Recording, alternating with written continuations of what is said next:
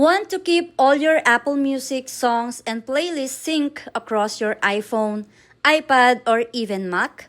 Let me show you how to do it in just a few steps. First, grab your iPhone. Here I am using my iPhone 13.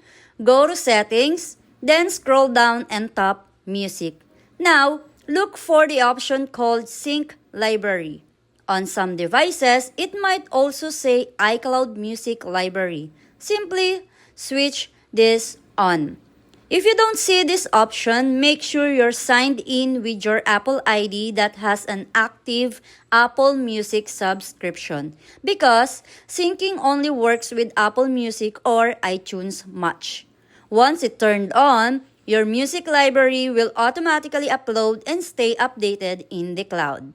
This means any song you add, download, or playlist you create on your iPhone will instantly show up on your other Apple devices signed in with the same Apple ID.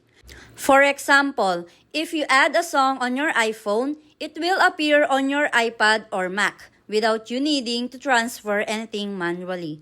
To make sure it works everywhere, go to your other devices, open Settings or iTunes, and turn on Sync Library there as well. And that's all there is to it. Once Sync Library is enabled on your devices, your entire music world is connected and everything will update automatically. Enjoy your music!